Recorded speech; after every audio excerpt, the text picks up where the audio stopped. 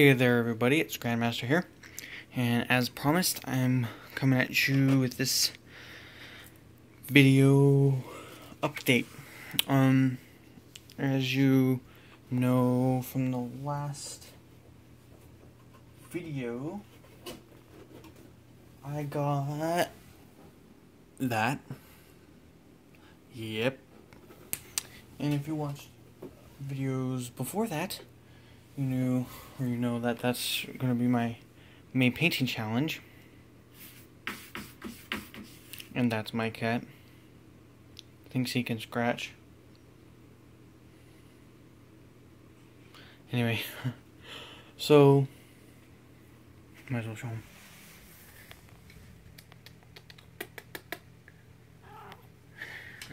His name is Garfield, a big, fat, red, or orange tabby. Yep. Anyway. And if you saw those videos about May painting challenge, you know that I said that I was gonna put together the Turvagon and the Hive Tyrant before the May painting challenge because I wanted to make sure I was able to magnetize all the different pieces. And I'm gonna point it up.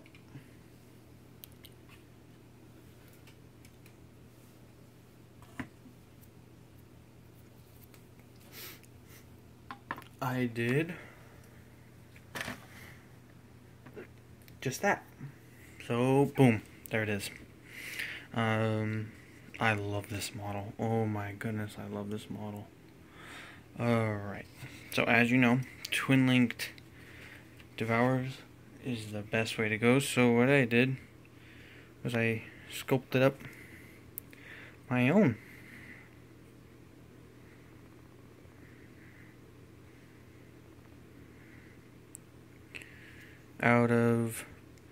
So that right there is obviously an adrenal gland from that guy. I was really planning on putting him on there, so I didn't. I just used him for this. These, the arm piece is the crushing claw piece from the old Carnifex, or not the old one, but my Carnifex. And then that right there, the top kind of carapace that extends like right here, is it keeps on going in and out of focus. Okay, there we go. So that is, hold on one second. Okay, so that right there is the carapace piece from a Scything Talon, old, from the same model, just bits I had. This piece right here is the same Scything Talon, just the extended part right here, and obviously it's not done yet. I still have the green stuff in here. My little handy dandy dentist tool, but I use for a sculpting tool. So right there, I'll carapace, or sorry, green stuff up. Just clean it all up in here and then here.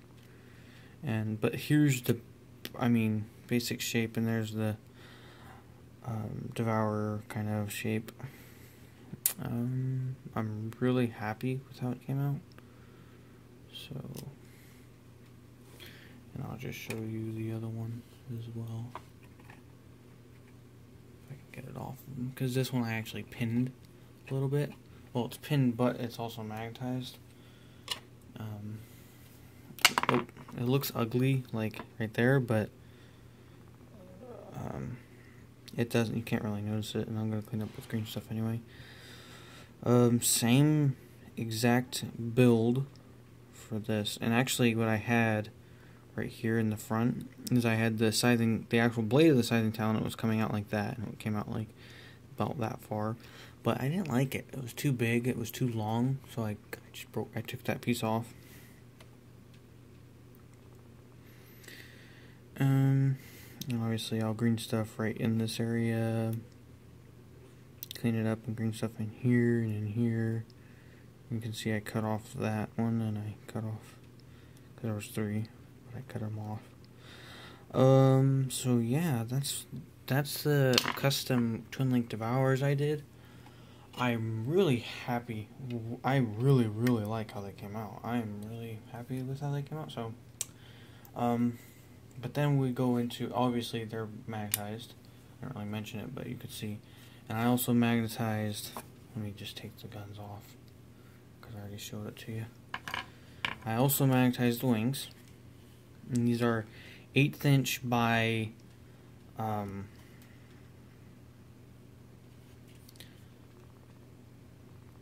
they're 1/8 inch by quarter. No wait, 1/16 by quarter inch.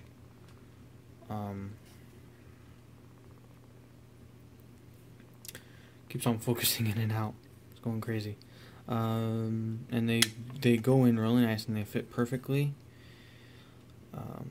And then right now, as you can see down here, it looks really kind of weird. And that's because, ta-da, the whole thing is magnetized. That is so I can get both the legs if I wanted and the wings. Well, I mean, wings on the legs, no. So, and then I have a base for that, which is my old Hive Tyrant base, which he's up on the shelf right there, which his base is like a base that I just made. Base I actually made. It has cork, and I just kind of put like one coat of cork, and I haven't done the rest. Or one coat of black on the cork. So that's that. But here's the thing. I have the wings and they're magnetized. So I have this, right? I also have the head magnetized so I can put the Swarmlord head on. Nope. And that just magnetizes right in perfectly. And as you can see there and there. And it was funny because when I was doing this model and I was first magnetizing it, I was thinking to myself, GW made these suckers on purpose to be magnetized because it's a perfect 1/4 inch. I mean, you barely have to drill in just to make it deeper so you can fit it in like that. Fits absolutely perfect. I mean, I could have probably gotten away with not even gluing those magnets in, but I did, just in case. And then they fit perfectly. I mean, I really have to shake it, and I mean, these wings are pretty heavy compared to just a regular arm, so I really, you know, but they're really good. I'm really happy with how it turned out. The hardest part was obviously magnetizing the body, because I needed a strong bond, and even with the flying base, how that's only one of these magnets holding the whole thing on, it is such a good, I mean, it does wobble a little bit, but when I'm playing, or when he's on the board or whatever he's doing, I'm not going to be throwing him or tossing him around, so I'm not worried necessarily about that. And I have obviously all the other arms, but none of them are magnetized because I ran out of magnets. So it's been a long time since I've got magnets, you know. Also, I did the big guy first, so I used a lot of magnets on that one. But I'm pulling all the arms here, and here's the head. There's the head. Put that one back in here. You got Bone Sword Lash Whip. Bone Sword Lash Whip.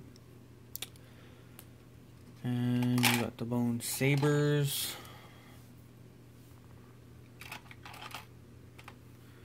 So for the Swarmlord, obviously, and there's 4 of them, but then none of them are magnetized.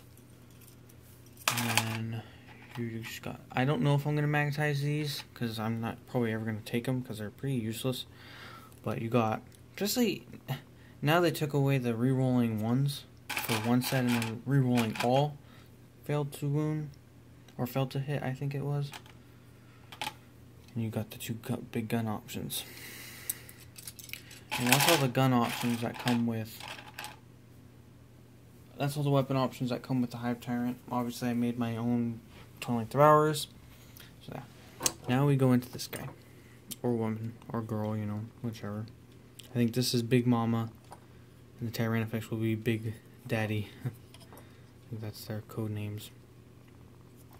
And when I first got this, and I was just clipping out the spruce, I was thinking, how am I gonna magnetize that big, huge piece without distorting the ribs underneath?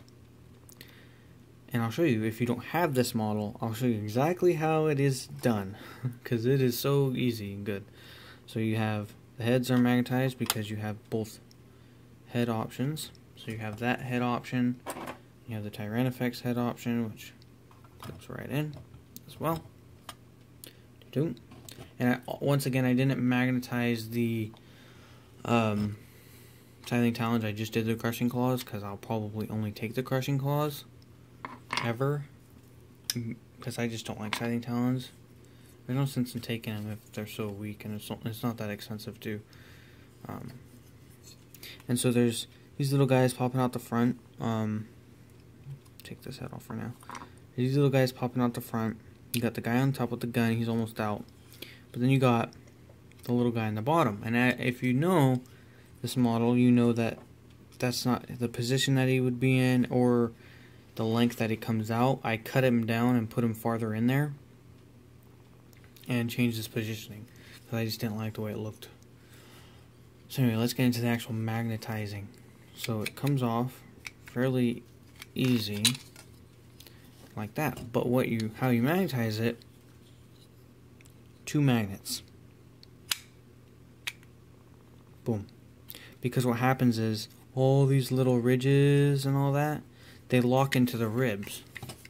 So let me see if I can get this to show you. So you have all the ribs here, and you put it over like this. And the way I do it is because this side, you can see in the back, that little part, the first part that comes up right there where my thumb is, it goes on the 4th rib right there, and then it will fit perfectly. See how it fits? And then that will fit, and I can't pull it straight down for it to come off. I have to take it off the side like that. That will fit there. And the way how I put this one on is, if you look right here where my tip of my thumb is, you can see right there, there's that little tiny divot that pops out, and there is a little tiny divot, and I'll point to it if I can find the little tool. Right there, you can see it goes in, and I just match that up when I'm putting it in. I just match it, and then you can't, I mean, it is a tight bond. It might as well be glued, because, well, not really, because I want it to be off so I can take Tyranid options. Now, so there's the base body without the Tyranid stuff, or the Turbogon stuff. And then so first of all, one of the guns you have is the Flesh Borer Hive. Which are these big boys. People use these as the Twin Link Devourers, and to be honest, I don't like it. I don't like how big they are on the Hive Tyrants. I think it looks ridiculously stupid. And as you can see, they're not magnetized. Haven't done it yet. I do plan on it, because these dudes look real fun to use in the game. What I do have is, well, the second option, or actually I think this is the standard option, which is acid spray. And this gun was really tricky, because it's hard for me to do because I have to look at it. The way it fits on. Normally these big guns for the Tyranids, the piece that hangs down like this goes into the side. This one doesn't. It comes into the bottom. But that made it very convenient when magnetizing it. Once again, I feel like GW made it purposely to where you magnetize them. Because you have that, and you can see here, it fits in quite perfectly. Right? But on this side, you have the arm that magnetizes in. And then you have this that locks into ribs. it locks into some of the ribs. So you can see there how it goes. It locks into the ribs. It's kind of loose, but you'll see how it works. When I put this gun on, I let it fall down right here. And I have to kind of, it's not exactly the easiest thing to get on, but you have to kind of open that and kind of pull it and bring it in like so. It's hard to do with the camera. Oh, there it is. There we go. And it just kind of sits in. It's not, it doesn't look perfect right there, but honestly, I might add a magnet in that. And then where's the head? Down here. And then you have the head. So you have that big cannon, the acid spray gun. It fits on wonderfully. And then you can take that gun off. Take that gun off. And then you have the giant cannon, which is the Rapture cannon. And that obviously looks like kind of like a giant version of the Venom cannon, right? I think it could also be a giant version of the Stranglethorn cannon, because if you look at the two, look at the two right here. You have actually, here's the heavy Stranglethorn, here's the Rupture, and you have the kind of same details. The hand touching this weird bulb thingy, and then you have this kind of weird looking thing, but you don't have this weird looking piece on the side. You have these slits, which is the same for the Venom cannon, but like the Venom cannon has this little kind of, I don't know what you would call eye, like a little eye. And then you have this eye thing, and you have the carapace on the top and the carapace on the top, which the Stranglethorn doesn't have. The front kind of looks more like the Stranglethorn, but then it's kind of like, I think it's a mix between, because you have this, which is the arm, looks a lot more like the Venom cannon with the hand part, but then you have the giant sack, which looks like the Stranglethorn. I think it's a mix between the two, but I could be wrong. That's just my thinking. Anyway, huge gun, right? So it's very heavy and it falls. You have to, just the slightest touch will make it fall. I'm thinking about pinning it, but I don't know if I will have to, because I also have this, which this is magnetized here, and it's magnetized where it connects to the Rapture cannon. It's not in the frame.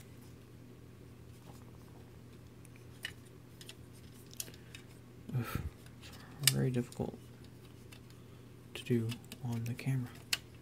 There we go. And there. Now, as you can see, it droops.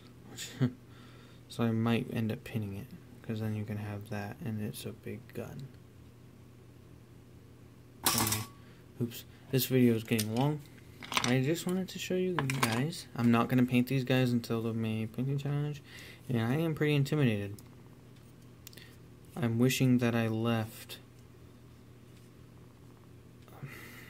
you know, I don't know, because I'm intimidating with all the ribs, and I want to make these things look so good, but I'll see, we'll see. And I also have a Trigon. He's not going to be part of the May painting challenge. That's a lot. I mean, unless I get done by the end of it, that's the only way I would move on to the Trigon as well. But first, when I have this guy laying around, I leave the Turvagon stuff on him. The reason why is because I just absolutely love the way this giant bulbous extruding looking freaking egg sack or whatever you want to call it. It just looks awesome to me, so I love this. I love this model. I love it. I love that face. I love these crushing claws because they're also elongated as well. So they look really good. Like the pose that I have. And it's actually, you can tell that this one is lower than this one is because it's going to be standing on this leg, and this leg. So these are three. This one will be kind of coming up as if it's walking. Either that or she'll be stepping down on this Space Wolf, and this will be kind of impaling, like stabbing through the chest. I'm thinking that's what I'm going to be doing with that. I'm not sure. But one good thing painting this is I'll be able to take all of this out, you know, all the heads out, all the weapons will be painted separately. But here's also the thing. I'm thinking that I'm only going to paint the weapons that are magnetized currently. Unless I get more magnets, I'm able to magnetize the rest. I think I'm just going to magnetize paint the ones that I already have magnetized. I think that's the best way to go. So, yeah, I'm just going to end with this big guy saying,